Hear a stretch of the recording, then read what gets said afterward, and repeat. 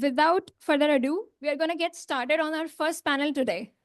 Our first panel is about emotional resilience in entrepreneurship. Resilience isn't just required in our personal life or in our professional life.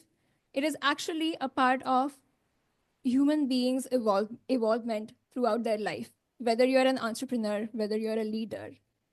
And our first panel for today, we have two amazing mentors and entrepreneurs joining us to the stage. I call Sunita and Preeti, both of you to the stage, along with Preeta, who's our moderator. The topic for the panel side discussion is emotional resilience in entrepreneurship. Sunita Shastri, our first honored guest, is a serial entrepreneur. She is a CEO at vPurpose.ai, and she's a philanthropist, a board member and advisor for multiple nonprofits. She has been an entrepreneur for about 30 years or so now. Sunita, I welcome you to the stage. And next up, we have Preeti Suri. Preeti is founder and CEO at AdventureTripr. AdventureTripr is an award-winning marketplace for curated trips with vetted local guides. Preeti Suri is also an investor and a board member. She is an ex-investment banker and consultant. And our moderator for today is Preeta. Preeta is experienced program and product leader with over 15 years in the tech industry, specialized in leading, delivering end-to-end applications and services. She is coordinating cross-functional efforts and demonstrating strong organizational leadership. And her goal is to leverage her experience to mentor and help others achieve their goals. When we were looking at a moderator for entrepreneurs and their panel, Preeta was the best person we found in the room who's already in that space of leading products for so many years now. So Preeta, without further ado, I give this to you, and let's get started. Thank you, Surabhi. Hi, all. Welcome to today's panel discussion for the emotional resilience. Thanks for the lovely intro. My name is Preeta, and I'm honored to be your moderator. I'm glad to have accomplished speakers in the panel today, Preeti and Sunita. Hopefully, we have a friendly conversation that helps others in the room, and we'll go from there. As Surabhi pointed out, Sunita Shastri is the founder and CEO of vPurpose. She has 20 years of diverse experience in business roles, nonprofit leadership, as well as board positions. She has a proven track record in digital marketing, data analysis, business planning, product development, and website management. She's also co-founded another company called Eat Happy. It is a nonprofit dedicated to rescuing healthy food, not going to landfill with all the things that's going on in today's world. It's addressing hunger in real time. As a serial entrepreneur, investor, mentor, Sunita is passionate, and she helps purpose-driven organization in fostering sustainable solution. Welcome, Sunita, to the panel. Little bit more about Preeti. She's the founder and CEO of AdventureTripr. It's a platform that is dedicated to making adventure travel more accessible and as well as inclusive. Inclusivity, being in Microsoft for so many years, inclusivity is like one of the key things that we all strive towards. So it's wonderful. She has over 15 years of experience as an investment banker and consultant. She has transitioned into entrepreneurship and inspired by her own transformative journey in the outdoors. She loves hiking. So she successfully scaled AdventureTripr, offering curated multi-day adventures and vetted local guides across 40 plus countries. If you're looking for your next adventure, guys, you know where to go. She's also an investor in women-led businesses, board member advocating for diversity and sustainability in the travel industry. And she's looking forward to, her mission is to break down social, cultural, and economic barriers to adventure travel and fostering a community of like-minded adventures. Welcome, Preeti, to the panel. And throughout this discussion, thank you all. Throughout this discussion, we will explore all the various aspects of emotional resilience, including the challenges and the impact of resilience on entrepreneurial success.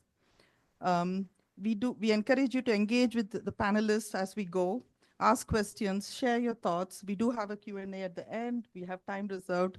Please do feel free to engage. I want this to be an engaging, not just like a one-off conversation. So let's do it all together. And without further ado, I have some questions prepped. I'm going to ask them the questions. They're going to answer. If you have any questions, anything, feel free to chime in. Let's make it an interactive, fun session, guys. Okay? Uh, First one. First question, standard. I know it's a little boring, but I'm going to ask this either ways. What, Sunita, what made you pursue entrepreneurship in your life? I had a dream when I was growing up in India. I always wanted to have my own business. When I immigrated to this country in 1992, I don't know how many people here are from those days where with just a regular bachelor's in science degree, it was just a dream. I said, if I get a chance, I will definitely pursue this. And then I wanted to do an MBA. And that's, when I got the degree and I started working for a big dairy company. And after 3 years, had my child and then took a break. When I decided that I was not going to go back to work, I wanted to start my own business. And I saw a hole in the locally produced dairy products in the Indian market. And having worked for a dairy company, I had contacts, I had supporters who were willing to help me with that journey. And it was, my passion was there. I was also a good chef. I was making great dairy products at home, and I knew everybody would want that. And it was an instant success. So it was like one of those dreams that became a reality very quickly because I think I pursued it. I was very strong about it. When I got the opportunity, I did not hesitate. That's amazing. I don't know how many of you have tried Seattleites yogurt brand Taza that was pioneered by Sunita and is one of the best. And actually, Yeah. yeah. So uh, when I came to the US, buying the Nancy's yogurt was was not the same. Thanks to Taza, it was like wonderful to have this. Exactly. That was what inspired me actually, because every one of my friends who would come to my house and eat my yogurt would say, I mean, how come we can't find this kind of yogurt in the stores? And I knew how to make because I was working for a company. I knew the suppliers. I said, no, you're going to pretty soon get it from me. So Amazing, it was similar like that. amazing.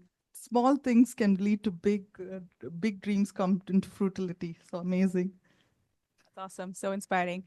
In my case, I grew up in a very modest family. And, like a lot of us, growing up, the way to a better life was education, working hard. And so I entered traditional careers. I became a chartered accountant and a CPA, started working with Big Four accounting firms, grew pretty rapidly, was one of the youngest managers in Deloitte, youngest senior manager in PwC, on my path to be one of the youngest partners in mid-20s in the Big Four accounting firms. But it wasn't what I wanted to do the rest of my life. I didn't know what I want to do. So I said, I'll go do my MBA and I'll figure out what I want to do really. And after MBA, I got only as adventurous as moving from accounting to banking. All the economic pressures, a huge loan to pay off, a family to support back home. Got into banking again. I was on a global leadership rotation program on the CEO track. Entered into investment banking, very intellectually stimulating, but not fulfilling. I had a lot of energy, talent, and I wanted to have an impact. So after 6 years of that, I quit. And that was when I was going through, I wanted to have an impact, build something of my own, didn't know what. Had my child, and I moved from London to Seattle with a 6-month-old. That's when personally life changes. I was 60 pounds over, severe postpartum depression. I ended up taking to hiking, and very soon after mountaineering, and that was absolutely transformational for me. And I was like, I want to enable this transformation for everybody else. And there you go, that's how I found my calling. And I said, I'm going to build this platform which will take a very different, educational, communal approach to getting women like me who have the aspiration to go climb these big mountains or go on these adventures, but don't know where to start and don't have the support. And our conditioning is not such to hang out with others. So the fear of being judged in the white community. So they were holding back, and I wanted to enable this for others. So that's how I started building AdventureTripr. So that was sort of my story, how I got into entrepreneurship. Amazing, Preeti. Nothing short of inspiring. Imagine leaving a very cushy job as in the finance industry and taking this big leap into adventure works. Amazing. And I'm glad. I Like, think more than once people have been like, are you out of your mind? But I think you just have to believe in yourself and do what you really want to. amazing, inspiring for sure. Um, Something like what Preeti did, right? Take her passion and build it into something that is actually, a job, and it's like she's giving opportunity to others. It's something that all of us think of, small things that you can turn into big ideas. This is like amazing what she did. Thank you, Preeti, for sharing your experience and how you got your journey with the team here. Next question. I'm going to ask about, because this is all about emotional resilience, right? We are talking, what are the emotionally, right, you're taking this journey, right? Like, as you already hinted a little bit also, Preeti, what are the emotionally, what are the hurdles in starting a business? Of course, there's like also logistics, right? About like having, like you had experience with diarrhea ahead of time, so you like were able to, but also there's something like, taking the leap financially, emotionally. What was that like? I, if you were to, many of you here know, especially in the food industry, the entrepreneurship, it's generally started by a family support with multiple peoples involved. They grow it, they have the confidence, there are people that support them. In my case, that was not the thing. I didn't have anybody here in this country. It was just me and my husband and my child. And then my husband was a full-time, tech employee that needed to be the breadwinner for the family. And I had a chance to go back to my with the big dairy company to run a bigger team because I was already working with the C-suite executives. But I decided that I was bold enough to say, you know what, I'm going to rely on people, but also on my gut instincts that I can do this. And along the way, there were so many people. I really miss not having that, immediate left and right hand, family members to step in and, give me a hand. But that's one thing that I missed. And I was oftentimes, I wished for that. And since I didn't have that, I relied on friends. Friends were like my family here, and colleagues that had helped me, were part of what I was trying to build. So emotionally, it's like an up and down. You always wonder, did I make the right decision? It was so much easier to just do a 9 to 5 job in those days, especially in the 90s. 9 to 5 job was really good. It was like, and I was in a different industry, not the tech industry. So it was pretty easy, good pay, easy job, everything was fine. But then you're starting something on your own with all your, it was completely bootstrapped, did put all my money in there and not getting, the rewards. You often go through the roller coaster, right about, did I make the right decision? But I think I stuck with it. And then I also feel lucky that my husband was able to support, financially. We didn't have to worry about it. So it worked out fine, but it was hard work. Awesome. So basically, if you have an idea, in spite of roller coasters, don't give up, guys. You're going to face lows, you're going to face highs. You got to like stick to it. You have a vision, follow through. Is what you're saying. Perfect.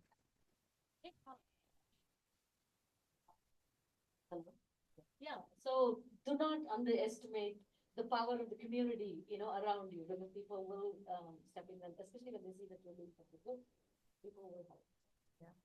Emotional support from friends and family is key and crucial. That's perfect.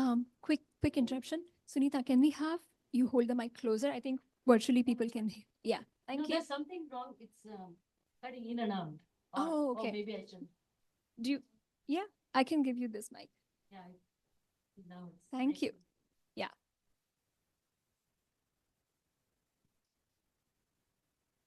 Sorry about that. Hopefully you got that. Thank you, Sunita. Preeti, what does emotional resilience actually mean to you? How has it shaped your leadership style and your career journey? So loaded question. Loaded. That's true. There's 3 questions in one here, guys. Yeah.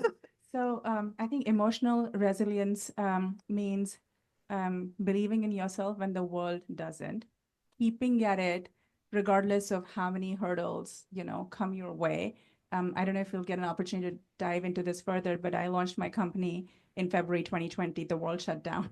So and maybe we'll, talk more about it, but it takes a lot to say when everybody else is shutting down, when none of the investors want to back anything in travel, when the world is shut down, still believing in your instincts, your gut, and keep going. Following your heart is what emotional, resilience for me is. Also adapting to the situation, right? And honing in on your strengths and being able to, I think my attitude was, this is the opportunity when nobody else can make it work. This is my chance to shine. Let's roll, time to roll. So I think it's a mindset. It's a mindset about what can you do? How can you shine? How can you be different? How can you, stand out? And all of this starts with having that mindset, believing in yourself. And I think the rest will fall in place. That's amazing. Mindset is the key, right? Absolutely. Do you have any strategies? Like you talked about like COVID, no travel, you stuck to your still the company, right?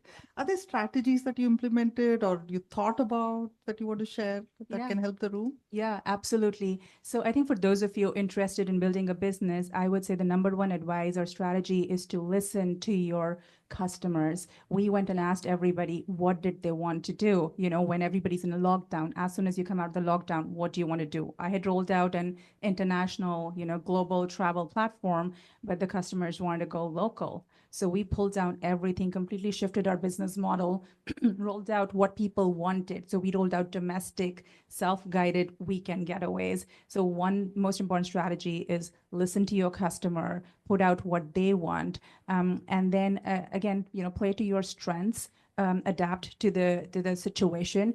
And these are the strategies I've followed. In building my team, I think we can adapt and move faster than anybody else because that's how we started. So that's a part of our culture, our DNA. Amazing. These kind of strategies, things like this, every time, I mean, of course, according to the company and according to the environment, it shifts. But keep in mind, the core is always the same. We need to have the right mindset and go for it and keep never give up, as Sunita said earlier too.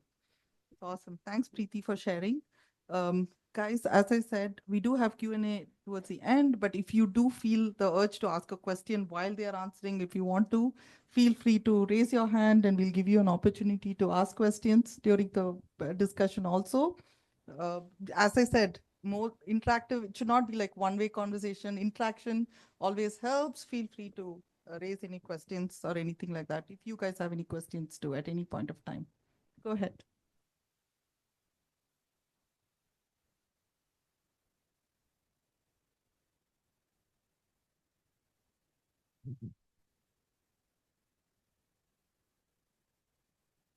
With the COVID, a lot of things changed on your end.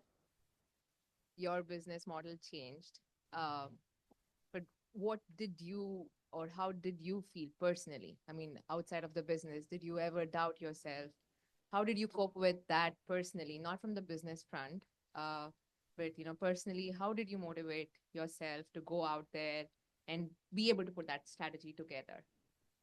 Yeah, so COVID hit and definitely I questioned, what do I do now? I just launched the business, the whole world shut down. This thing doesn't seem like it's going anywhere. What do I do now? Everybody else is shutting down. What do I do? And that's when I think when you delve deeper and deeper, and this is where, I feel like I must share that staying active, moving your body, I would go for a run every morning. It helped me clear my head. And I was like, I can do this. This is my time. This is my time to, make something happen and stand out. And I would say for everybody who's in the room, right, particularly immigrant South Asian women, I think we're conditioned. We are conditioned. If we've come this far, it has taken a lot to come here. A lot of barriers, all of you, everything that I talked about, being the youngest manager, youngest senior manager, only woman on the board in the room, it did not come easy. Every single time I had to prove myself from scratch. Nothing was ever given to me on a platter. So I was like, I have been conditioned to do this all my life. I've cut out for this. So having that confidence and believe in yourself, if you come this far, you can go much farther. So I think I did go through, what do I do now? But I was like, I can make this happen, that belief, and then strategizing, applying your strengths, applying your mind, and making it work. You could say one thing that is confidence. Is it believing 100% yourself? mindset and confidence. Yeah, there is no reason to doubt yourselves. Absolutely not. You've come this far, you are capable of a lot. Yeah, Thank you. I also believe that's the first thing. If you want to be, if you're going to do something on your own, it's you. You are backing your company. You are there. You should never doubt yourself, because the moment you let your guard down, it's over, right? So have believe in yourself, definitely. Don't let anyone else tell you otherwise. Yeah. Thank you. One more question from the room. Anyone else with a question from the room? Follow up to the same question. Yeah, sure. I can stand up if that helps. So follow up to the same question. How do you deal with your mindset? You said it's all about the mindset, but how do you prep your mind? End of the day, I get back to the same thoughts. In the morning, maybe I start fresh, but I go back to the same thoughts. So how do you think that could be done? I say step out of your comfort zone, challenge yourself, say, I can handle that. There's going to be failures, there's going to be downs, but I know how to come out of it. That's it. It all comes back to the confidence. So it's you have to tell yourself every day. And I did that for the 5 years that I ran the food business, and even my previous business, even in a nonprofit space. It's every day. Nothing comes easy when you're having to build it. It's all you're giving your 110% every day. So take it as a challenge. Whenever you're down, just figure out a method that works, that tells you, hey, I did that, I was not supposed to do that, it worked, I'm going to make the next thing work. Is how you overcome. And this is every day. Every one of us, even in a professional career, go through that, right? There are people doubting you, every step of the way. There are things that are not working for you. So you have to find that strength to say, hey, I did that in the past, I'm going to do it in the present and forward too. So And just to add to that, I would say think of your mind as a muscle. It is a muscle. The more you exercise, taking risks, dealing with situations, it will become easier. It'll come easy. Like my early days, we just completed 5 years. Earlier, there were days I was a wreck. There'd be people putting out exploitative terms, competition is copying you, all kinds of stuff, right? Another, woman founder who's now a VC trying to exploit only because it was hard for her. It's going, it's going to be hard for you. So I'm going to make most of the situation. So I used to be a wreck. I'd be in tears, but you keep going, and the more you keep doing it, it becomes easier. It doesn't bother me as much anymore. Just keep doing it. Think of your mind as a muscle, and it will become easier. It will become a habit. We want one more question from virtual audience, please. Yeah, we We're have going to maintain a ratio of 2:1. Two questions from the room, one question virtually. Anu will be helping us with that. we have a question from Harshita Kunjir, and the question is 99% of businesses fail. Did you have a backup plan while working on your idea?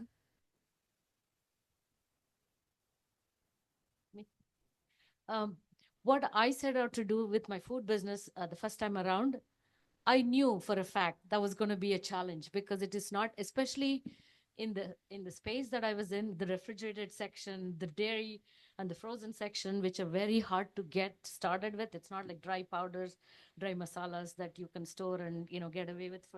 I had a time crunch of 35 to 40 days to sell a whole batch, like a full minivan full of yogurt within 1 or 2 weeks.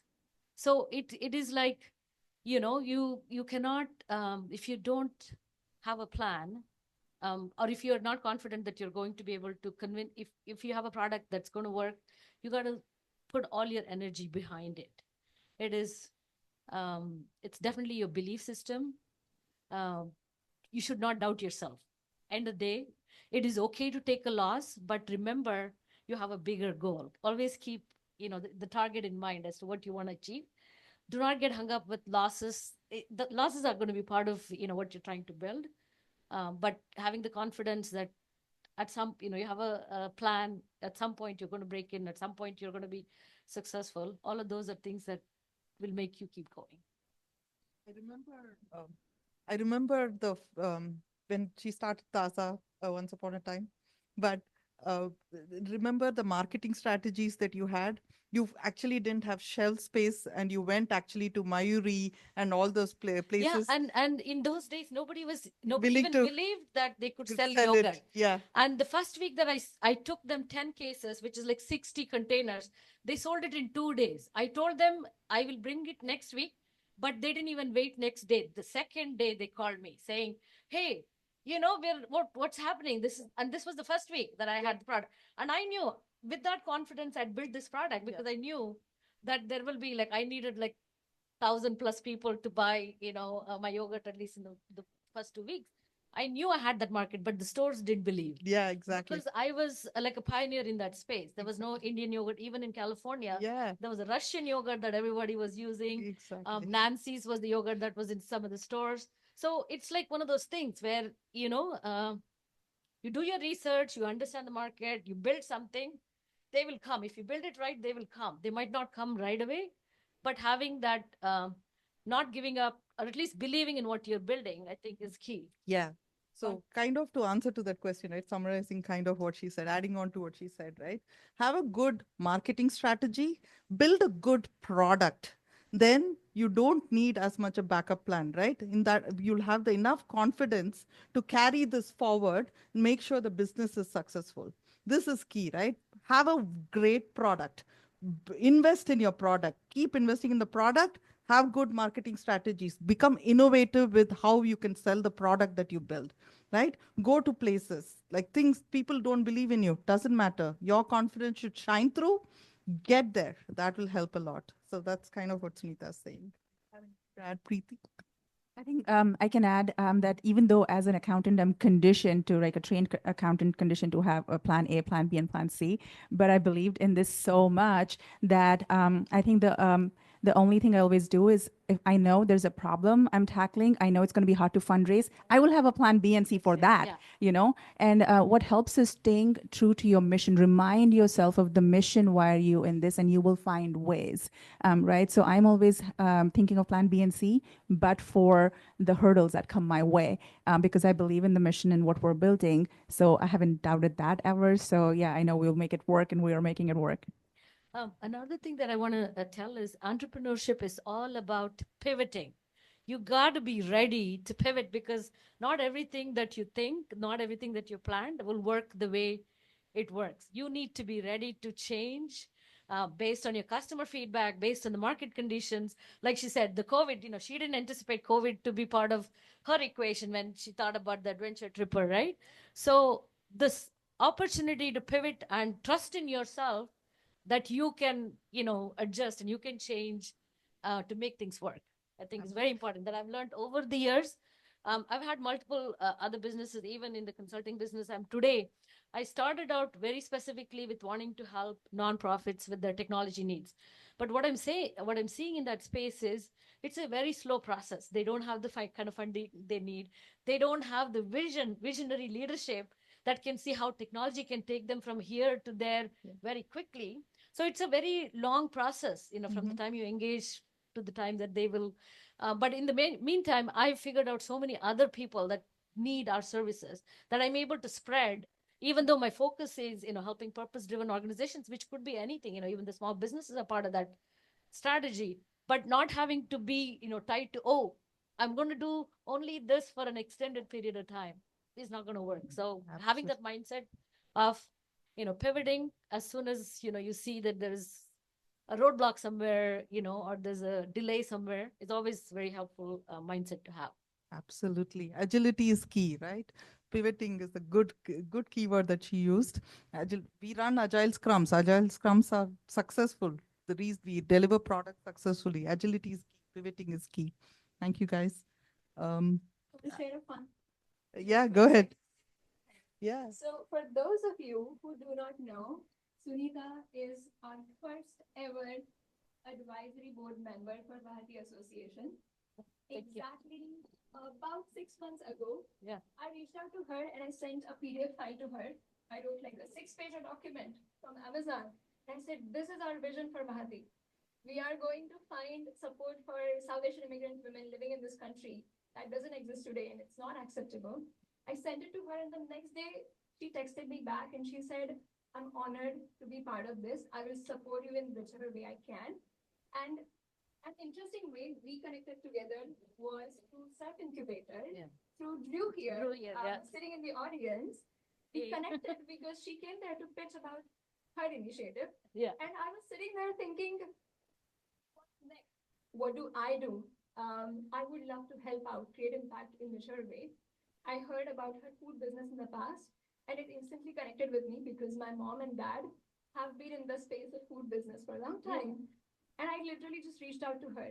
That's the power of community. That's the power of connection. I told her honestly, I don't know what I want to do yet. Yeah, what to do. Yeah, I exactly. literally told her, and I said, I think of something as things clarify, and I'm going to reach out to her. And when I did, she was there. She has been there all throughout as an advisor. It's an honor to have you, Sunita. Oh, thank you so much. And I have to give full kudos to Surabhi because Drew is also here. When she was part of this incubator, where I also went to seek help. I wanted to know what kind of community was there because I was trying to build a platform for nonprofits with multiple things that I had in mind that I hadn't actually seen it in a product. So I thought I was supposed to go build this product. And while I was doing all my homework and setting up, we were, in the session to basically pitch on the ideas that we were going to, pursue or take our businesses. And she was there as a way to learn and figure out what it is that she wants to do. And somehow instantly connected. And then she also pivoted a couple of times. The way we started out, it's not what it is today, right? It's like she's seeing the need. She's seeing what an organization means to women, the immigrant women, what kind of support you need, the services that she's able to add. She was so quick in everything that we talked about and making it work for everybody. I think that's key. You have to be open to taking inputs and seeking help and figuring out what makes sense and to build something that people want, not just build for the sake of building. I completely that even Preeti mentioned, listen to your customers. This is a nonprofit. We say we are participants. It's the same thing. It's one and the same thing. An association, an organization, a company, be it for-profit, non-profit, it does not exist if your participants, your customers do not feel heard, right? The first ever one-pager, six-pager I wrote was not exactly what we're doing today, right? But we were totally open to listening to people. And I literally called out in my pitch session saying the early adopters of this idea are actually many founders of this association because we are building it for everybody, including myself, including everyone in the audience here, including Sunita, Preeti. And I'm honored to have both of you today.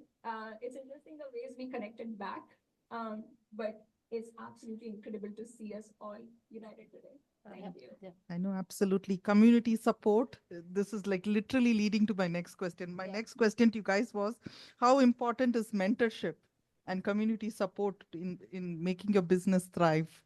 Absolutely. Even my current business, the mentor that I have is a person that I worked with who believed in what we can do together. So I partnered with her and her company to help grow. Talking openly, showing what you are capable of doing are all good things that people recognize. And seeking mentors help when you're not clear about what it is that you want. You will get stuff. You will realize that they're going to help you on the way and things just fall into place. So reaching out to people that have done, it may not be exactly what you're thinking about doing, but the extended experience that people bring to the table. Sometimes people don't even show everything that they know. Only when you speak to them on a one-on-one basis will they open up and help you out. So whenever you're in trouble or whenever you want to get help, seek help from people that are either from the industry or in your close network. Anybody can help you. Very important. Yeah, absolutely. You as a founder, you're very needy. Always you try to get every help you need. So when I was starting out, I had moved from a different country. I had never worked here, didn't have any credibility here, did not know anyone, to come and join me in my journey. But to build a tech platform, not a techie, I needed engineers, I needed designers. So I put myself out there, went to every startup event, pitched not to investors, but to find team members. So I remember Surf Incubator again, I was there at Techstars Hackathon. And based on a 1-minute pitch, there were like 15 people in the room who loved it. It was the most voted idea. I had 15 people working with me in the room. Then some of them came and joined my team as a designer. Then I pitched at Seattle Startup Week. I found a product manager, and wherever I took my child to a daycare, wherever I just talked about my idea everywhere. Other parents, whose kids were in the daycare, one of them was an engineer in Amazon. He built our backend. So that's how I found, it was from the community that I found people who were early adopters, who believed in it, who believed in me, and we built it together. And it didn't just stop there. When the pandemic happened, again, it was impossible. What we were doing was working. It was impossible to raise any kind of money for travel in the middle of a pandemic. It was the community that came forward. It was all our clients who invested in our pre-seed round, right? So I always say AdventureTripr is actually powered by community. So yeah, we've always, And also mentorship. I always was very deliberate about what is it that I need help with. My background is accounting. I need somebody who's from the engineering side. What else do I need? Marketing, as I studied, 15 years ago at INSEAD, is not what it used to be. I need help with, growth marketing. So I went and I sought out those people who could help me with the areas which were not my strong suits. So mentorship again was a way to help me build what I needed and fill the gaps that I had and accelerate my own learning. So absolutely crucial to double down on community, find the mentors. You cannot do it all by yourself. You cannot do it alone. So find your people, find your community, but think about what you need and then be deliberate about who you are seeking out. You're saying know your strengths and weaknesses and get support for all your weaknesses and talk to people. Communicate is the key. Sunita, did you have something to add? So I want to tell you guys, 20 years ago, the whole business picture for a female founder was non-existent. Today, I'm seeing so many incubators, accelerators that are giving so much free advice, so much space to basically seek help, get help. So anytime you want to start something, do your groundwork. Like I was so impressed with Surabhi. She was a full-time, Amazon employee, and she had this idea about doing something at some point. But she's been attending all these accelerator, programs wherever she had an opportunity. So something led to, Vahati, right? It's like, you never know where you will get that help. So if you're thinking about something, get moving, get busy, Talk. connecting. Express your ideas out aloud to people in the community, right? Yeah. It doesn't come easy to South Asian women. Our conditioning is to not ask questions, not to put ourselves out there. Yeah. You have to get over it. I think I was going to say younger generations. I don't want to call myself old, but we're doing it better and better and better. But yet it is not our conditioning. Be mindful of that. All the more put yourself out there because, it will help you. Speaking of the next generation, since you mentioned, am I audible on Zoom right now? Can someone confirm? Anu, can you confirm? Awesome, thank you. Since you mentioned the next generation, I want to call out that it's not just the earlier generation. It is conditioned in our minds, the way we are born and raised. The first 6 times I went to Surf Incubator, I sat there quietly. I literally sat there quietly, not knowing what do I even speak? How do I introduce myself to people? What do I ask? And unknown to myself, I was actually kind of like hesitant, Even if I justified it saying, I don't have much to speak, so I'll just, stay quiet today. I could have asked questions, but it was conditioned until and unless you actually go to an environment where it's encouraged. So it just becomes naturally easy for us to speak up because it's accepted, it's celebrated. That's the space you want to connect with because then you know that your questions are not invalid. Your questions are not stupid here. People listen to it and people respond. It's equally important to find the environment so that conditioning, the unconditioning becomes easier. Thanks, Preeti, for sharing that. Absolutely. And just to as a segue, like adding on, right? Even if you think you're going to be shot down, even if you think the other person is going to think you don't know stuff, it's okay. Be brave. Yeah. Put yourself out there. That's super important, right? You hesitate because you think you're not going to say the right thing. You hesitate because you think everybody else in the room knows, but not you, right? Sometimes they shoot you down because it's their insecurity. You're good, right? And just believe in that. It's not always somebody's trying to put you down. It's maybe because it's their insecurity. It's not because something is missing in you. So yeah, take it with a pinch of salt. Exactly. Be brave, guys. Yes, sounds good. Did you have anything to add, Sunita? Okay. Okay, then I'm going to ask the next question. You're doing all this stuff, amazing work, right? Being like starting your own company. You all mentioned having kids.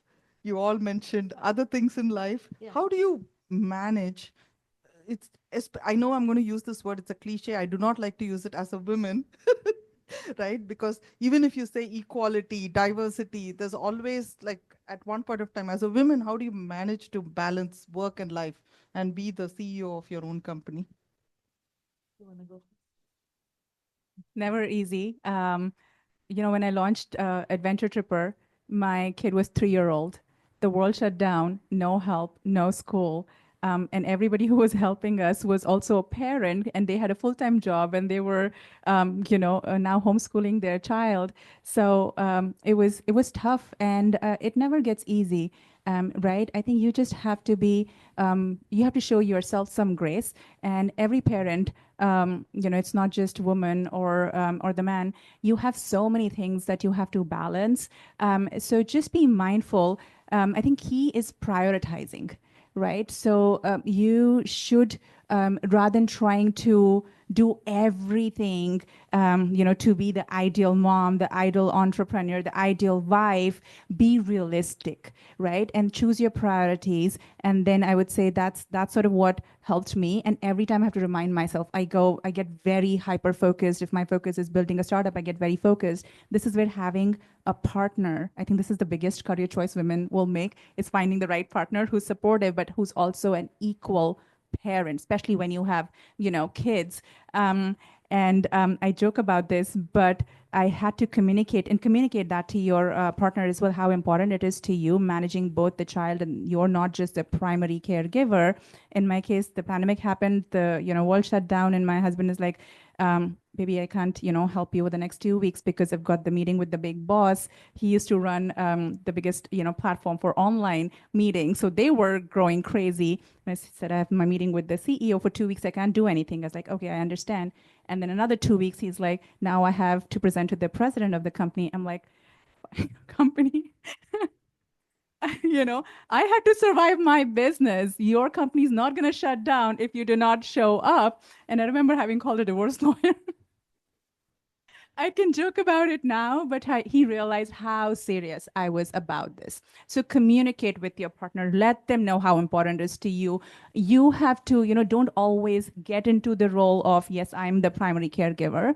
Share what your, priorities are, what is important to you. So communicate with your partner, prioritize, things, and never make yourself an afterthought. Prioritize yourself. Focus on your mental and physical well-being and health and fitness, which will help you do a lot more. You cannot, and you've heard this before, that you cannot give from an empty cup. So fill your cup first, focus on yourself, and that will enable you to do more. I mean, you can never do it all, but do more, prioritize, and show yourself some grace is what I would say. I started my business about the same time, like my daughter was 3 years old when I got into this business. Coincidence? Yeah, what a coincidence, right? It's like the same thing. I had to go back to work, put her in daycare, go back to work, all that stuff, but I chose not to do.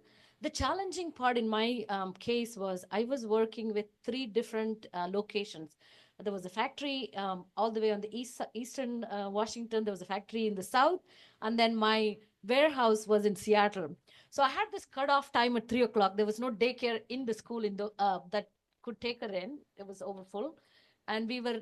So in today's world, I'm seeing a lot of you are using the nanny care and additional help. That's the Indian community is very supportive.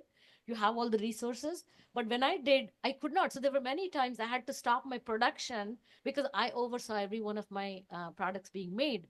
And I had to stop them and say, you know what, we're going to wrap it up. I would lose products because if we hadn't finished something, and I would run all the way back 2 hours, pick her up, all of that stuff. But today I'm advising a company that's building a platform for child care, the children transportation thing. And I was like, I told her, how come, and it happens to be an Indian lady. I told her, I needed this 20 years ago, right? Like there were so many difficulties that I went through.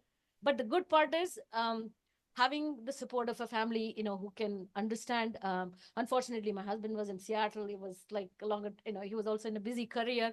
But I took on the bigger role of being a caretaker and, all of that stuff while I juggled a lot. So I did not do what Preeti talked about, making your cup full. I did not prioritize myself in those days. I worked really hard.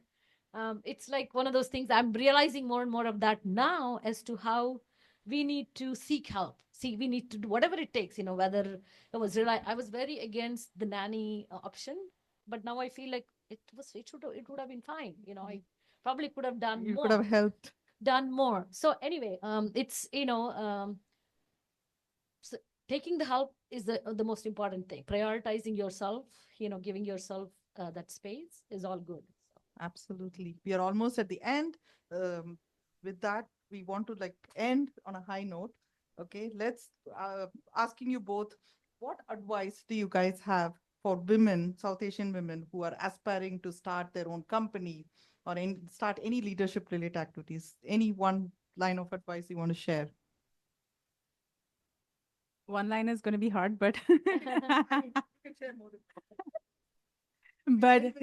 yeah.